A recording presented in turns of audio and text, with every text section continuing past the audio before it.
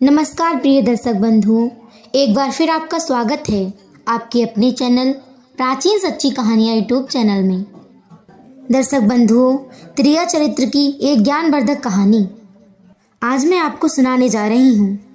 मैं उम्मीद करती हूँ आज की ये कहानी आपको जरूर पसंद आएगी। आपसे निवेदन है, कहानी को पूरा व अंत तक अवश्य सुने। कहते हैं, कुटिल स्त्रियों के चरित्र को स्वयं ब्रह्मा जी भी नहीं समझ पाए हैं। मनुष्य की तो बिसात ही क्या है। आइए समझते हैं इस कहानी के माध्यम से। एक बार की बात है, एक सन्यासी तीर्थ यात्रा के लिए जा रहे थे। चलते चलते रास्ते में ही उन्हें शाम हो गई। शाम के समय वे एक सराय में जाकर रुके। उन्होंने देखा कि एक बुनकर अपनी स्त्री के साथ कहीं जा रहा था।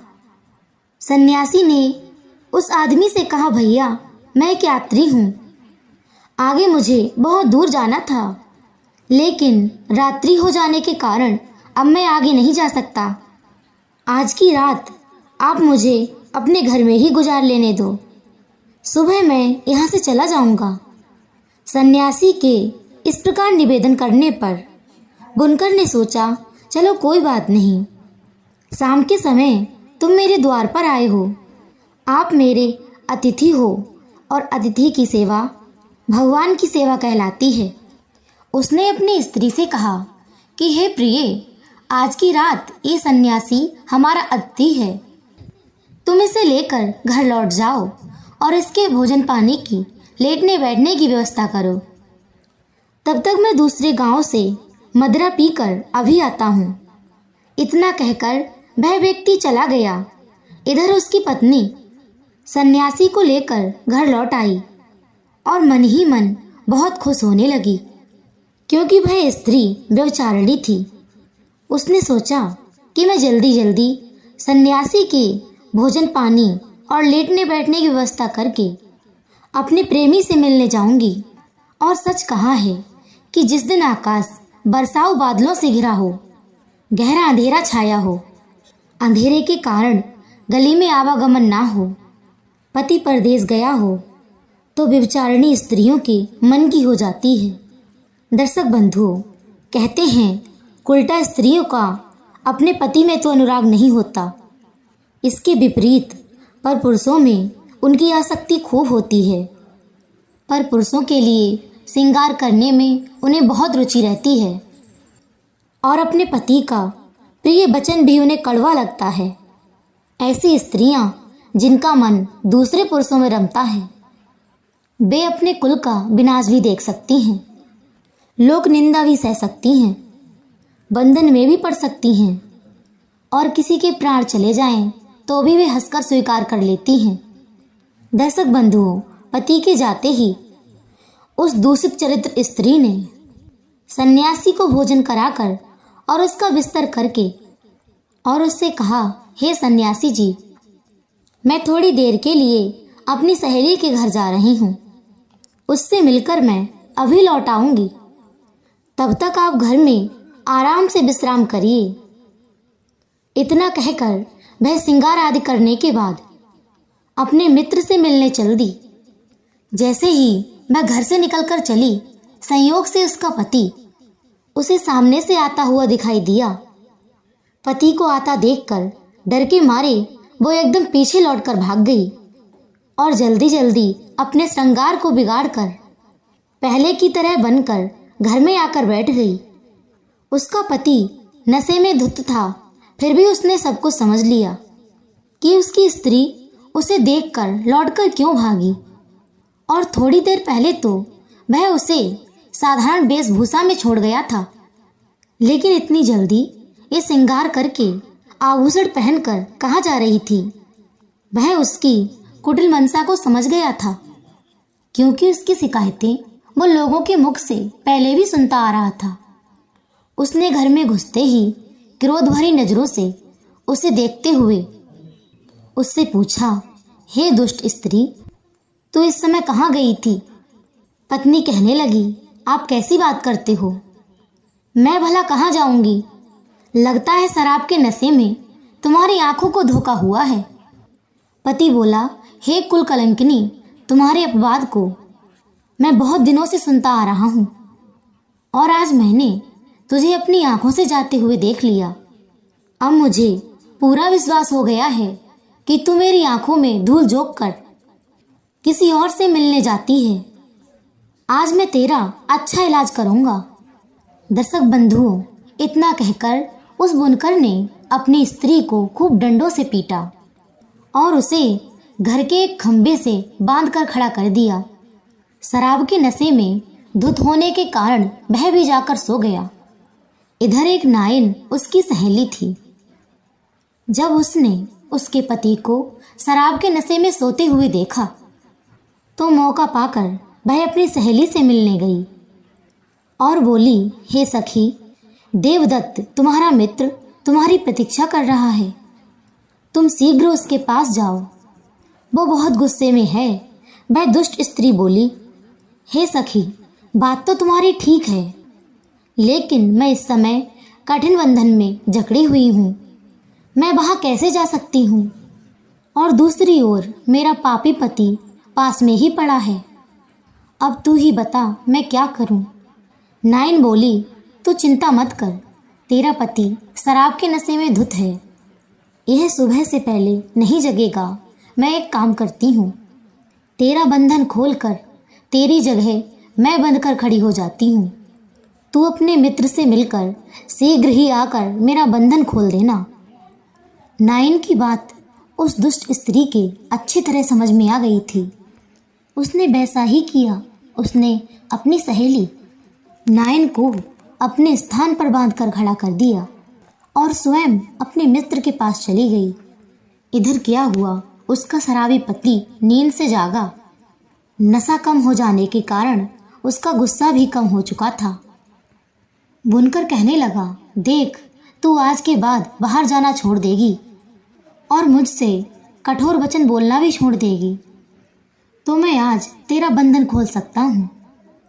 लेकिन उस बेचारे को क्या मालूम था कि जिससे मैं बंधन खोलने की बात कर रहा हूँ वो मेरी स्त्री नहीं बल्कि उसकी सहेली नायन है। आवाज़ पहचाने जाने के कारण नायन ने उसकी बात का कोई जवाब नहीं दिया। बुनकर ने फिर वही बात दोहराई, लेकिन वह फिर से कुछ नहीं बोली। उसको निरुत्तर देखकर बुनकर को फिर से गुस्सा आ गई। उसने गुस्से में एक धारदार हथियार से उसकी नाक काट डाली और उसे गाली देता हुआ फिर सो गया। इधर वो सन्यासी ये सारी कहानी देख रहा था। उधर काफी समय के बाद बुनकर की स्त्री लौटकर आई तो उसने नायन से पूछा, अरे सहेली, तू ठीक तो है? मेरे जाने के बाद यह पापी जागा तो नहीं?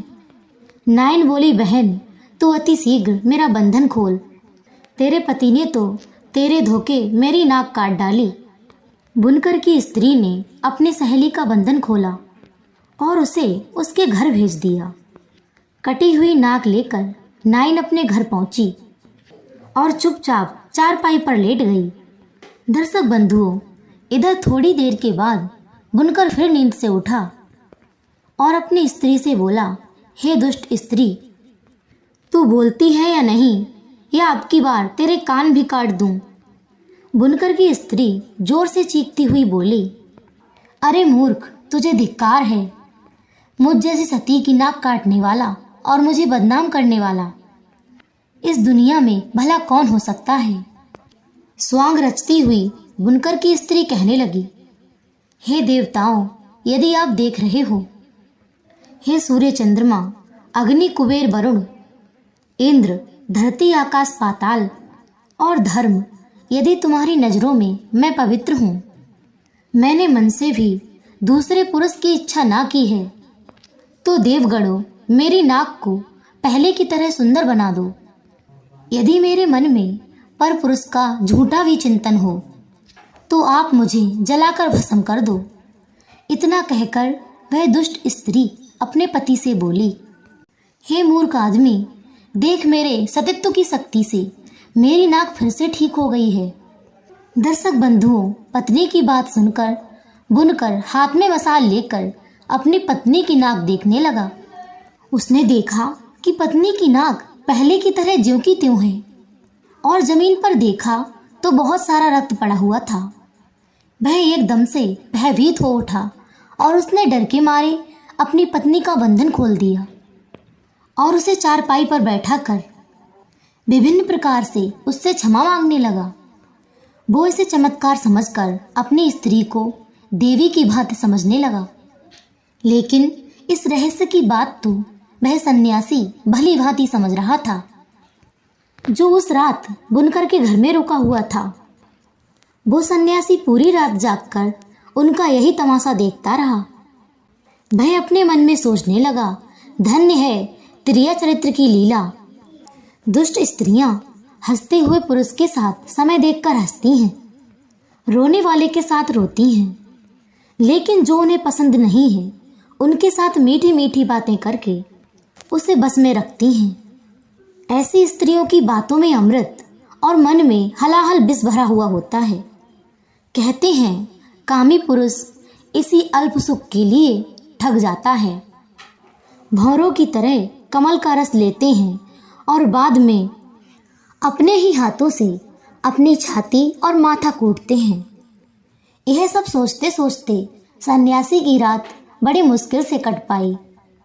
उधर नकटी नाइन ने सोचा कि रात तो कट गई, अब मैं अपने पति को क्या जवाब दूंगी? कौन सा यत्न करूं कि इस भेद को उजागर ना होने दूं? वह यह सब सोच ही रही थी कि इतने में उसका पति नाई, जो काम की तलाश में राजा के महलों में गया था, सुबह सुबह वह लौट कर आया और लोगों की हजामत बनाने के लिए नाइन से अपने हजामत बनाने वाले औजारों की पेटी मांगने लगा। लेकिन नाइन ने क्या किया, वह अपने भेद को छुपाने के लिए पहले से ही तैयार बैठी थी। उसने पेटी में से एक छुरा निकालकर नाई की ओर फेंक दिया। नाई ने देखा कि इसने पेटी की जगह एक छुरा मुझे निकाल कर दिया है, वो भी फेंक कर। तो उसने वह छुरा नाइन की ओर गुस्से से फेंकते हुए बोला, यह छुरा पेटी में रखकर पूरी पेटी ही मुझे दे दो। नाई ने जैसे ही छुरा नाइन की ओर फेंका, नाइन का मौका लग गया। वह अपनी नाक पकड़कर चिल्लाती हुई घर से बाहर आकर चीखने लगी और कहने लगी, देखो मेरे पति ने मेरी नाक काट डाली, मुझे बचाओ। इस दुष्ट ने मुझ जैसी सतवंती नारी की नाक काटकर मुझे कलंकित कर दिया।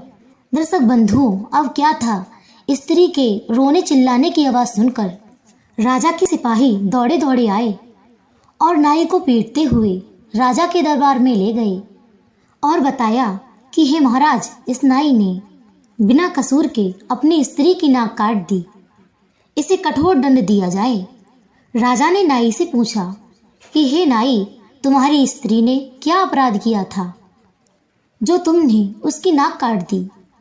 क्या वो परपुरुष को चाहती थी या फिर किसी परदेसी के साथ बातचीत करती थी? क्या इसने कोई चोरी की है? साफ साफ बताओ। राजा के पूछने पर डर के मारे नाई कुछ नहीं बोला। नाई को चुप देखकर राजा ने समझ लिया कि नाई ने बिना अपराध के अपनी पत्नी की नाक काटी है, क्योंकि कहते हैं पाप कर्म करने वाला मनुष्य अपने कर्म से डर जाता है। उसके चेहरे का रंग और आवाज़ बदल जाती है। वो नज़र मिलाकर बात नहीं कर सकता, उसका तेज उड़ जाता है। याद रखना दर्शक बंधुओं, जिसके मुख का रंग फीका पड़ गया हो, मस्तक पर पसीना आता हो, जिसके चलते हुए पैर लड़खड़ाते हों, जो भर्राई हुई आवाज़ में बोलता हो, जो नज़र झुकाकर बात करता हो, ये दोषी होने के लक्षण होते हैं। राजा ने नाई को सूली पर चढ़ाने का आदेश दे दिया। राजा के सिपाही बेचारे निर्दोष नाई को सूली पर चढ़ाने के लिए ले जाने लगे। उधर उस सन्यासी ने देखा कि आज एक बेकसूर नाई स्त्री के झूठे आरोपों के कारण मारा जा रहा है, तो वह अपने आप को रोक नहीं पाया। वो एकदम से भागता हुआ राजा के दरबार में पहुंच गया और बोला, हे महाराज, अन्याय हो रहा है। यह गरीब नाई बिल्कुल निर्दोष है। इसकी स्त्री ने त्रिया जाल रचकर इसे फंसाया है। अब तो सन्यासी ने उस बुनकर के घर वाली रात की पूरी घटना राजा को कह सुनाई। राजा ने सन्यासी की बात सुनकर तुरंत बुनकर को बुलाया और नाक काटने वाली बात पूछी तो बुनकर ने भी बताया कि रात में उसने अपनी स्त्री की धोखे शायद इस स्त्री की नाक काट दी है। राजा ने नाई को तो छोड़ दिया, बुनकर और नाई की स्त्री के नाक कान कटवाने का आदेश कर दिया। कहते हैं ब्राह्मण, बालक, स्त्री और तपस्वी ये पांचों वध के योग्य नहीं होते हैं। इसलिए राजा ने उन दोनों कुलटाओं के नाक कान काट कर उन्हें छोड़ दिया। सन्यासी भी अपने मठ को वापस लौट गया। वह सोचने लगा, किसी निर्दोष की जान बचा देना भी किसी तीर्थ से कम नहीं है।